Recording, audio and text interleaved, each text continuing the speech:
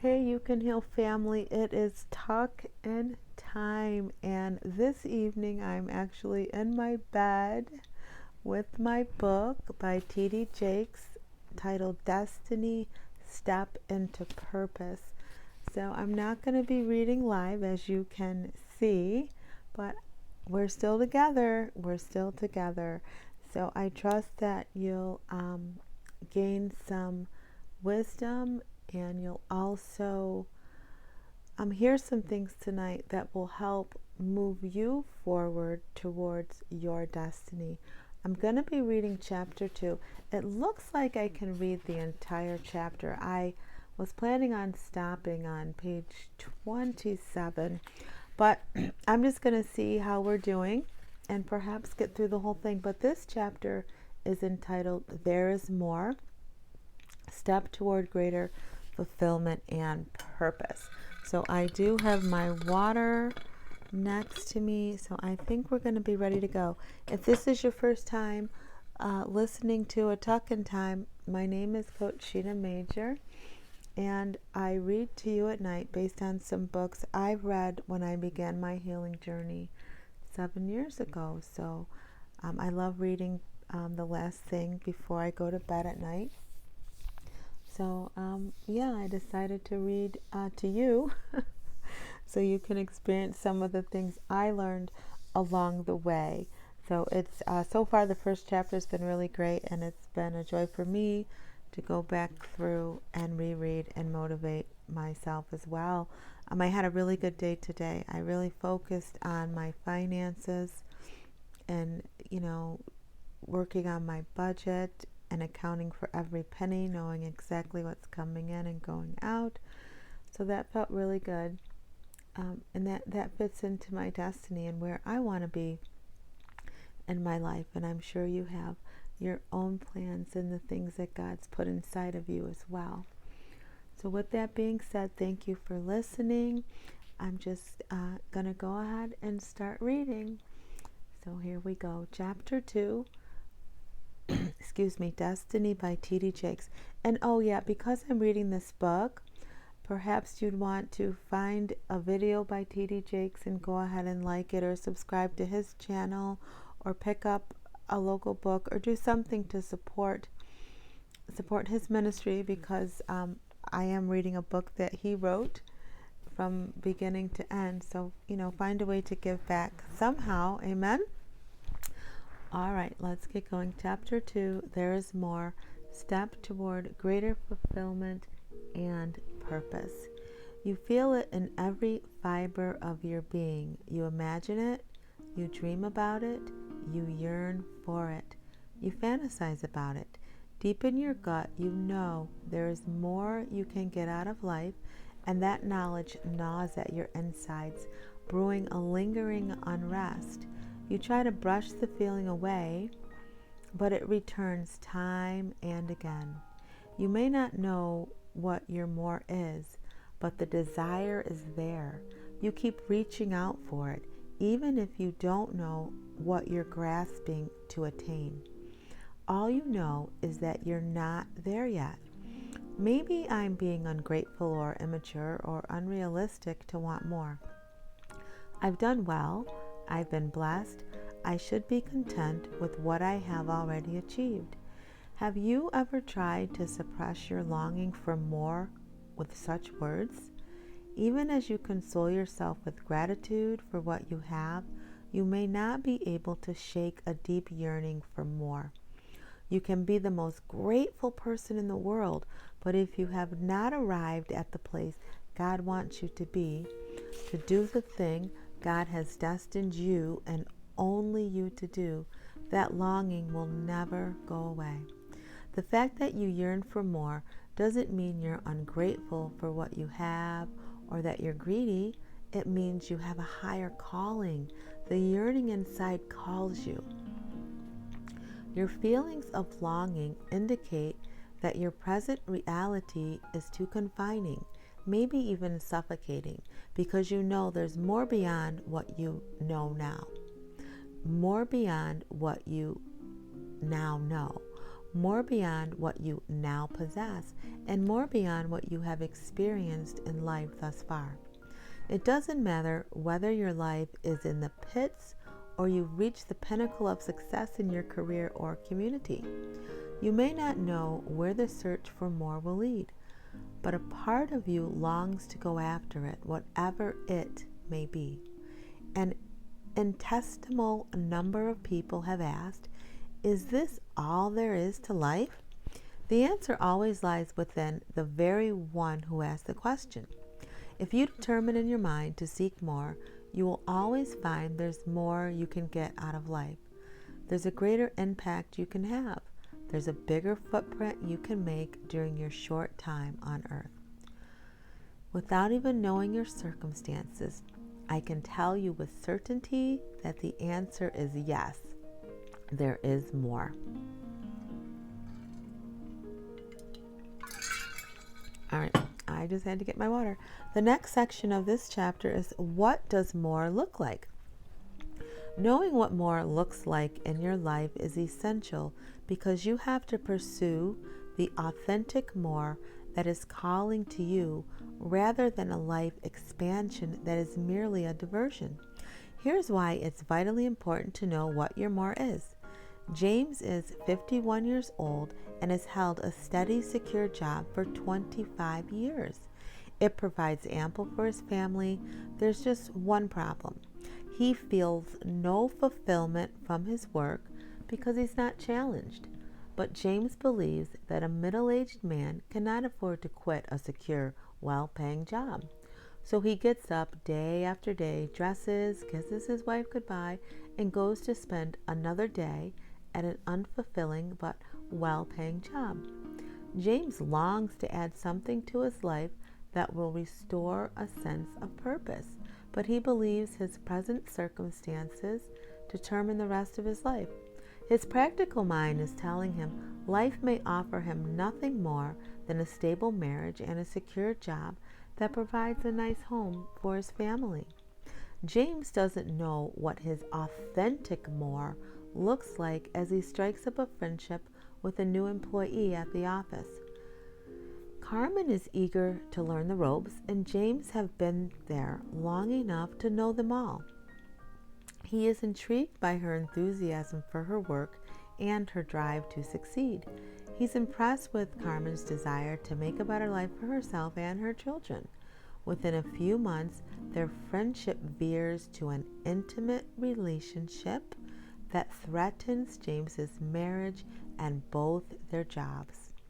James's unguided search for more thrust him into an extramarital relationship when what he really longed for was to feel needed. His authentic more might have come from teaching a class or learning a new skill for personal enhancement. He may have invented a device to revolutionize the industry in which he works. James didn't pursue his authentic more with intentionality. Rather, he slipped into a destructive diversion that only appeared to have something to offer.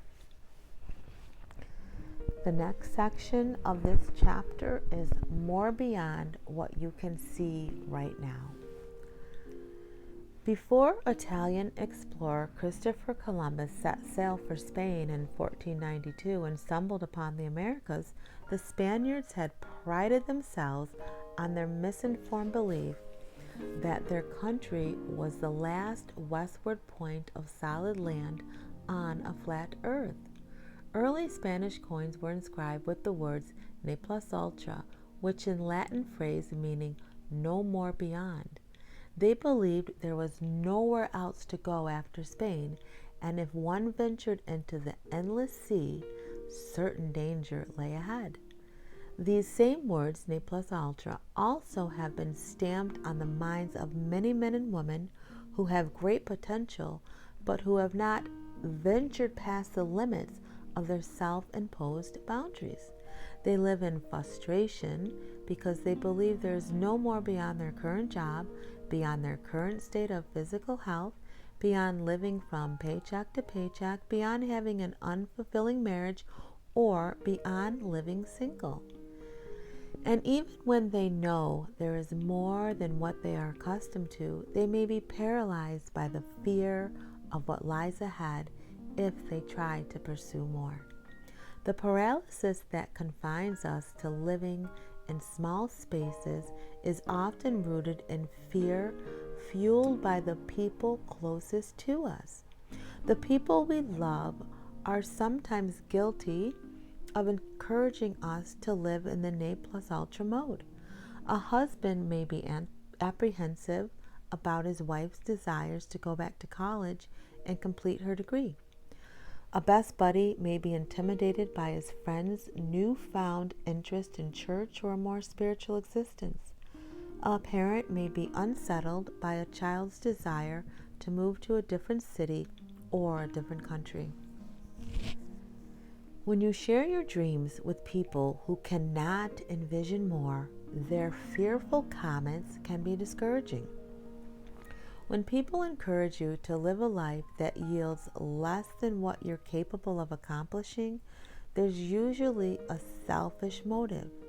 When the people closest to you try to confine your life to a small space, it's typically not because they're bad people or because they want you to feel like a failure. Most often they fear you will outgrow them and have no room for them in your life. The problem of living in a plus ultra mode is that our human nature compels us to seek more. No matter how much you say this is it, your spirit is telling you keep searching. The life we are destined to live calls to us, and our spirits turn towards it. I hope you will heed the call to live in the larger space your spirit calls you into. The next section reads, Discover plus Ultra Living.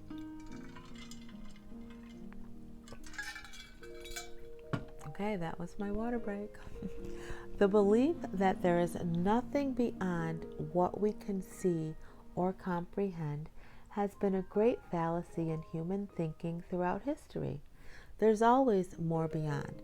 The Spaniards thought there was no land beyond their western border, but upon Columbus's return from the New World, they were compelled to make a rather embarrassing acknowledgement that indeed there is more beyond.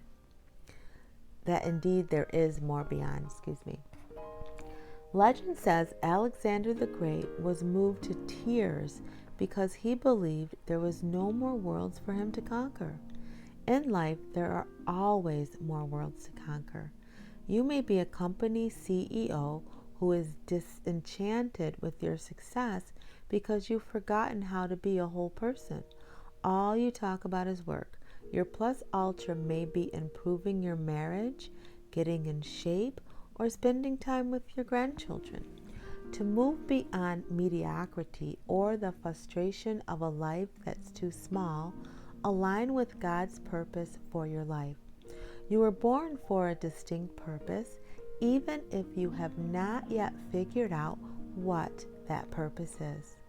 Define your life's plus ultra and fulfill your destiny properly. Align with God's order for your life. The Supreme Architect put every facet of you together to accomplish what you alone were meant to contribute to the world. What is your plus ultra? What is the more you want? It's called destiny. The next section is You Can't Win Just Playing Offense. People who are tuned into the fact that they have destiny and purpose are not malicious in their pursuit. Each of us has a divinely appointed destiny, and we don't have to fight offensively to attain it. Along your journey to destiny, you will face challenges and struggles, but people don't experience true success in life by going on the offensive to fight their way ahead. Championship football teams have effective offense and defensive players. They require a balance depending on the strengths of the other team. You will fight defensively against circumstances that can discourage or defeat you. You may duke it out with situations that threaten to bring you down, but if you are determined, you will not be defeated. It's not easy living your life aimed at destiny. I've had to do some fighting.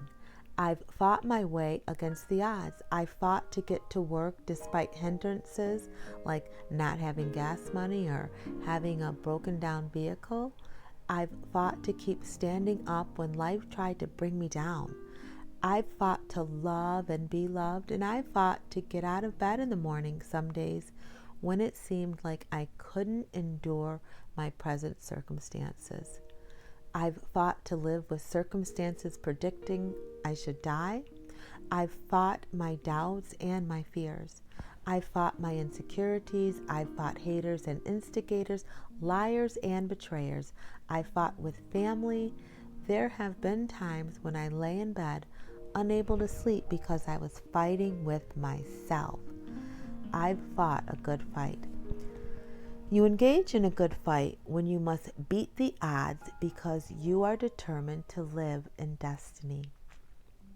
The person who quits after a setback is not destiny bound. These people are afraid, so they pass up opportunities. They don't want to get knocked down again, so they back down. Maybe you always wanted to be a veterinarian but flunked Biology 101. Maybe you've always wanted a catering business, but your first client ended up taking you to small claims court. There will always be challenges and setbacks, and no one is immune to a slip and fall on the journey to destiny. Get back up and try again. Don't settle for the least out of life because you think you're not strong enough to get back up and try again. Albert Einstein, the 20th century theoretical physicist, endured some setbacks. His parents were concerned that he was mentally challenged during his developmental years. When he applied for early admission into the Swiss Federal Polytechnical School, he failed everything except the math and science sections of the test. Einstein had to go to trade school for a year before he was eligible to take the exam again and be admitted to the school. If the man who remains the present-day standard of genius had intellectual and educational setbacks and got back up, why can't you? When Radio 1 CEO Kathy Hughes and her husband divorced, she bought his share of the radio station they had purchased. Times got hard for Hughes, and for a while she was forced to give up her apartment and live at the station office to make ends meet. But she kept at it. Today, her company is the largest black-owned radio chain in America. Radio 1 also owns a successful cable channel. Hughes is the first African-American woman to head a firm that is publicly traded on a stock exchange in the United States. People like Einstein and Hughes succeed because they refuse to let lost battles push them out of their pursuit of destiny. Success comes to those who get back up again and again because they are determined and unstoppable. They get back up and enroll for another semester even after an academic setback. They get back up after a marital challenge and go to counseling to work out their issues. They get back up after a bankruptcy and get their finances in order. They get back up after a miscarriage and conceive again, adopt or find fulfillment for their parental instincts. They get back up after a prison sentence and find a legitimate means of pursuing their quality of life. They get back up after a broken trust and still believe in the goodness of humanity. Destiny is a journey, and you will fall down a few times, and maybe even more. The key that opens the door to destiny is your willingness to get back up after delay, disappointment, or disaster. They say that the mighty oak tree, which can grow up to 80 feet tall and 100 feet wide, is nothing but a nut that refused to give up its ground. The acorn, which rarely gets larger than 2 inches tall, has the capacity to grow to nearly 1,000 times its size. How tall can you grow? People who are determined to pursue destiny sometimes look crazy to other people. You may look like an absolute nut to other people because you are unwilling to quit. They say, "You're going to try again? Even after what happened before?" Yes, even after what happened before, and before that, and before that. You can't let other people determine how far you are willing to go to reach destiny because it's simply not their call. They don't get it, so don't worry about them.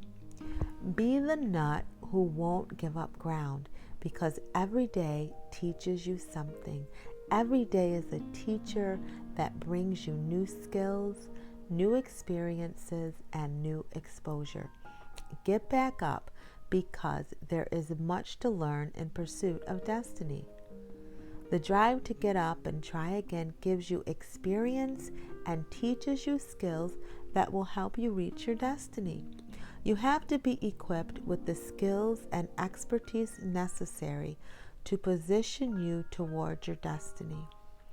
Sometimes the skills you gain in your pursuit of destiny have more to do with building character and internal fortitude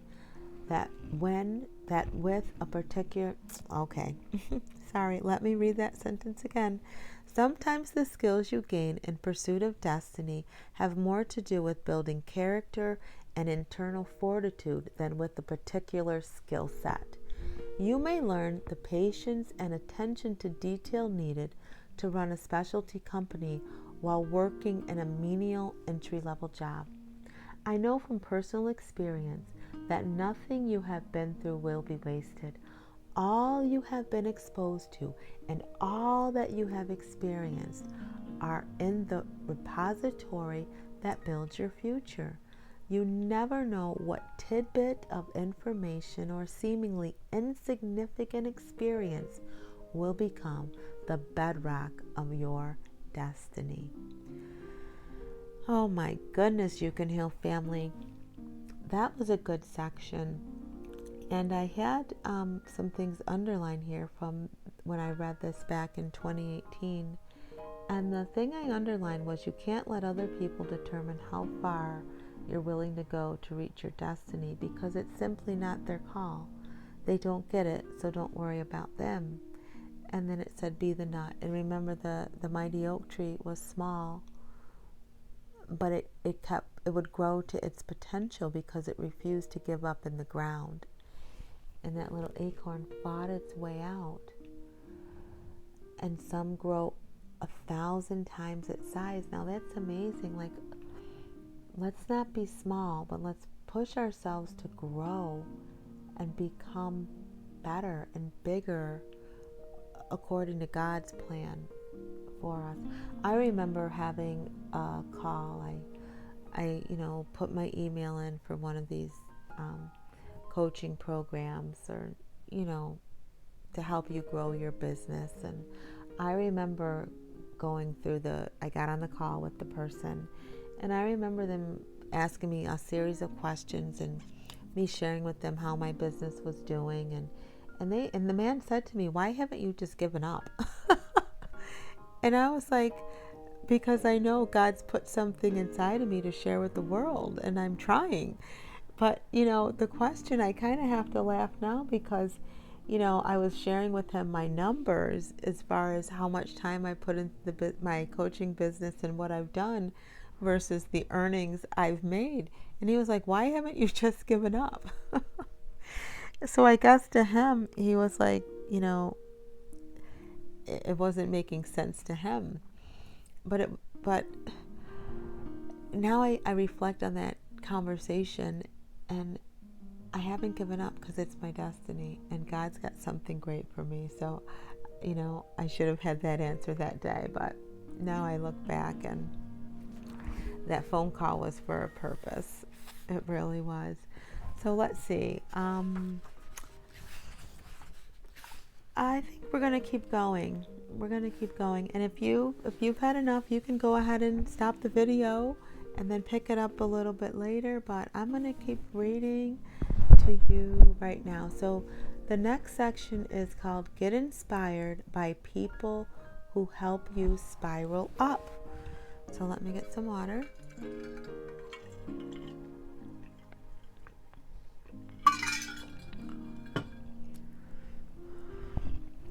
Think about how many devices you have been created in the last 100 years versus the previous 1,000 years.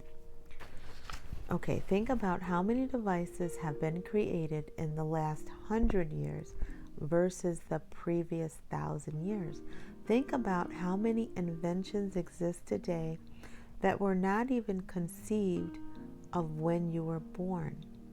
Their potential to be was always there, but someone had to envision it.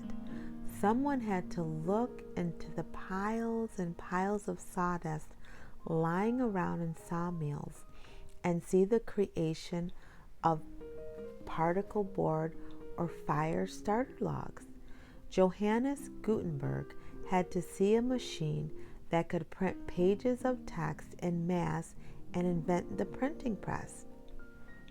Your journey to your vision is no different. God created you with the raw materials you need to reach your destiny. What may be lacking in your life is a blueprint or design to pull together the raw materials inside you and the masterpiece of your life. Whenever you're tempted to think of yourself as incapable or inadequate, remember that the ingredients you need are already inside you. Have you ever noticed that inventions seem to feed off each other? As a new gadget is invented, someone is inspired by that invention to create something more. Today, almost everyone has an electronic tablet or a smartphone. From grammar school students to grandmas, these powerful personal electronic devices were unthinkable just 2 decades ago. In the 1990s, we were still fascinated with laptop computers, which were inspired by the popularity and growing demand for personal computers. Each latter invention was inspired by a previous one, each new invention expanding in capacity and capability from its predecessor. In the same way, people can be inspired by other people to do more and be more. Greatness inspires greatness. Creativity inspires creativity. When you align yourself with people who inspire you and help draw out the best in you, you find your best self. We read the words of those who inspire us, we watch their lives and model their behavior. But let's not be misguided into thinking that they give us the power to produce. Oh no, they do not. Some think that emulating those we admire makes us more effective and guarantees the result they exhibit. The goal is not to duplicate someone else's greatness or purpose, destiny, or creativity. We want to be successful at being uniquely original. Isn't that a liberating idea? Just think, the freedom to be in competition only with your own gifts and abilities. Too many people measure themselves by someone else's destiny. Consequently, they lead miserable existences, constantly ashamed that what others do require them to reinvent themselves in order to compete. If you ascribe to your uniqueness, you will build alliances with those who can help unearth your treasure and avoid the perpetual failure of attempting to be someone or something that you are truly not. The most those who inspire us can do is cause what is inherently within us to spiral up. That is the definition of inspiration in its purest form. It causes what's within to spiral upward. It is important that we have sources that inspire us as we inspire others. As we fill others with hope and encouragement, we need those who cause us to spiral upward as well. Remember, no matter how productive our lives have been, there is always something higher to reach toward. Inspiration is critical to destiny. You will benefit greatly from associating with other people who have a vision for their lives and want to pursue that vision. Oh, amen to that. That's so good. That's so good. You can heal family. We've got to align ourselves with people who want more, who want to do more, and who want to be better. Yeah. Good stuff, right? I underlined that last sentence and started when I read that. The next section is called Imbalances in Our Lives Can Create Frustration. Life is about balance. We have joy and sorrow. Inevitably, there are highs and lows. As we give to others and help them enhance their lives, we must not neglect to feed ourselves. As flight attendants tell us, we must first put our own mask on before attempting to help someone else.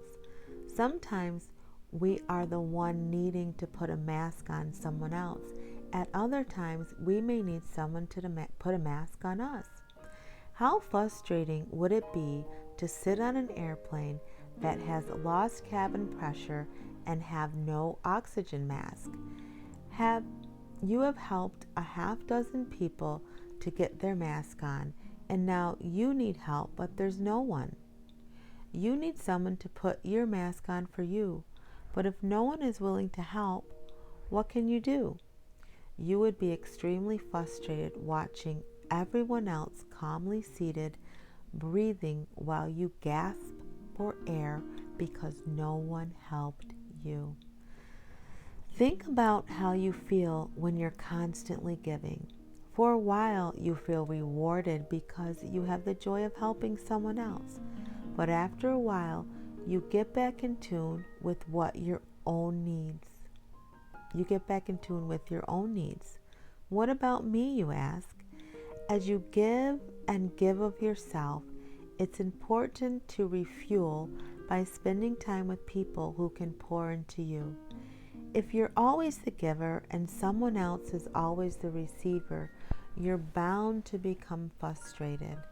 Conversely, if you're always the receiver, you're still bound to be frustrated because there is no balance in the relationship. The best associations are those that provide balance through sharing. Just like in a marriage, sometimes you are the one who encourages, while at other times you are the one who needs to be encouraged, believed in, and lauded with honor. Look at the areas of your life that cause you frustration. Discover the inequity that lies within and determine whether you can do something to resolve it.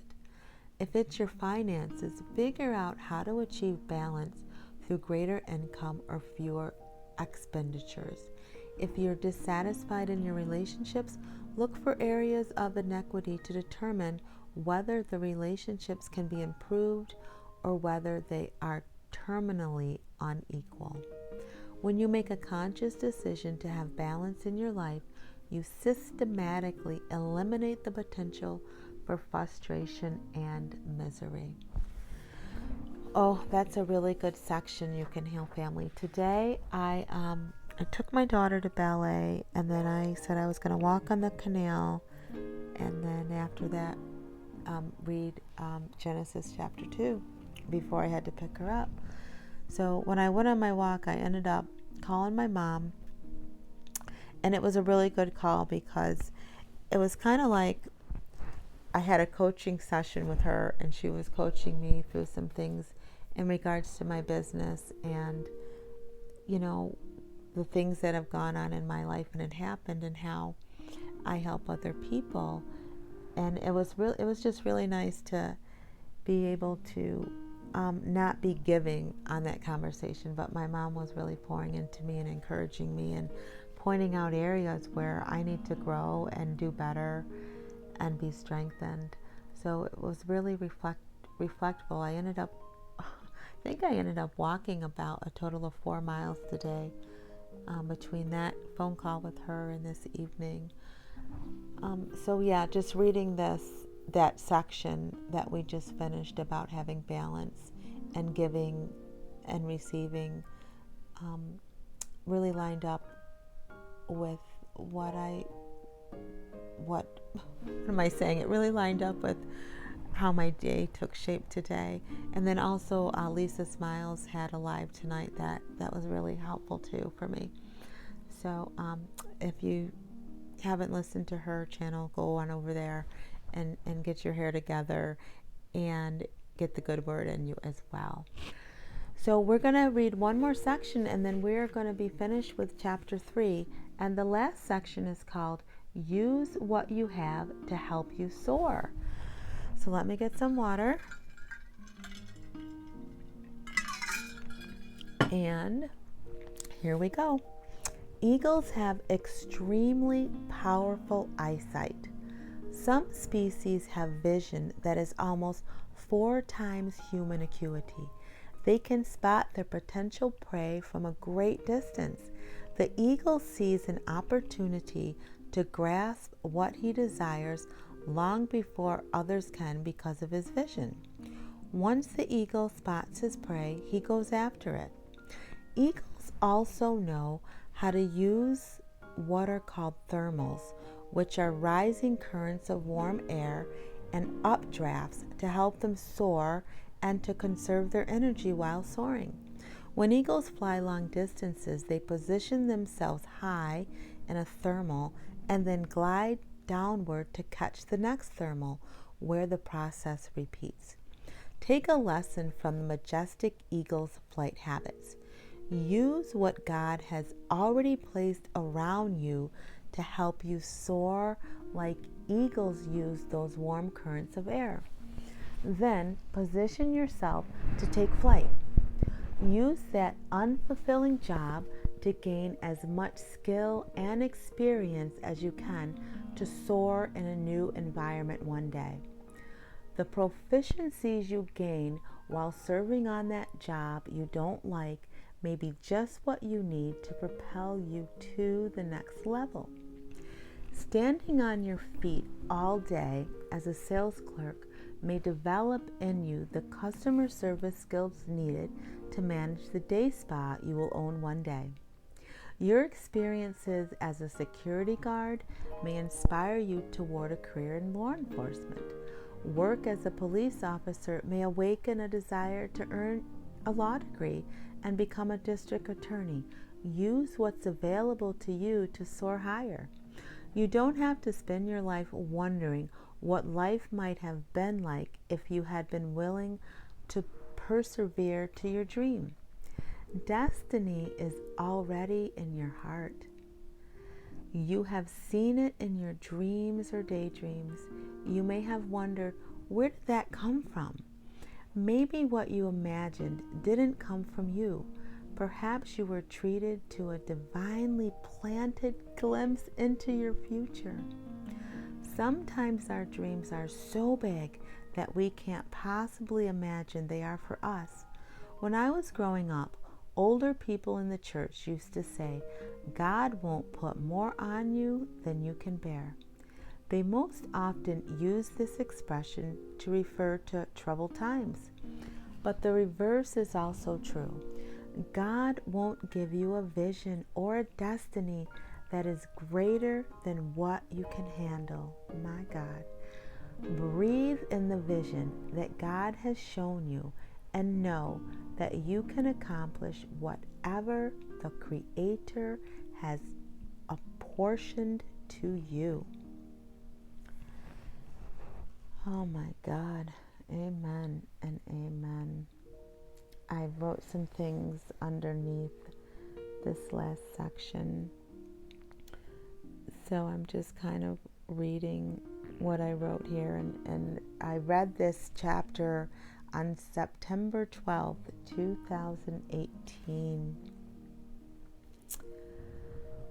Oh my goodness. So I have some notes here about the women's home and the daycare. Yeah, so it looks like I was dreaming back then, and they don't go away. This T.D. Jakes is so right. The things that I wrote, oh my God, what is that, 4 years ago, are still inside of me today, and they're not going to go away. We have to believe that if God put it in us, we are capable. I love the end, and I put parentheses around that last section about what the older ladies, the older people in the church would say about God won't give you more than you can bear. But how true is this? God won't give you a vision or destiny that is greater than what you can handle. So You Can Heal family, please take that in and just meditate on that throughout the night if you're listening to this at night, and really believe that the things that you long for and dream for can come to pass. You can do it. You can do it. You can heal and you can have all your dreams come true. And I'm talking to myself too. So what a great chapter. What a great chapter. So we just finished chapter 2, and I'm blessed for having the opportunity to read to you today. And as I was reading, I'll let you in on what was going on in my head. And I was saying to myself, when I finish reading this, now as I'm reading, this is what the conversation in my head is. I'm saying, after you finish reading, Shena, offer to the people who are listening that if they have something they'd like me to read, that I can do that for you. So that's what I'd like to say. If you like listening to me read to you, if you like the tuck-in times in the Bible reading, and you've written something that you'd like to publish and have on audio, email me at Shena@ShenaMajor.com, and let's see if we can work something out together. Or if you know an inspiring author and they need something read on audio, pass along my name, right? Because I'm soaring higher and I'm using what I love to do to please the Lord and to bring glory to Him. So that's what I was thinking, You Can Heal family, as I was reading. So I just put it out there to the universe, and I trust God that on that perfect day I will get an email. Yes, I do. I believe that, You Can Heal family. And that's that. So with that said, I don't know when I'll do chapter 3 next, but set your notification bell so you won't miss it. Amen. The next chapter from the book Destiny by T.D. Jake is called Order Your Steps Toward Destiny. Choose what's important to you. So on our next second time, that's what we'll be reading. I want to thank you again for taking the time to invest these 43 minutes into yourself by listening to words written by a man who is definitely successful in you wanting to be better and aspire to do more and to do what God's put on the inside of you. So always remember that true healing begins with self-love. Why? Because God is love, and yes, He does. He lives on the inside of you. All right, You Can Heal family. I love you, and good night.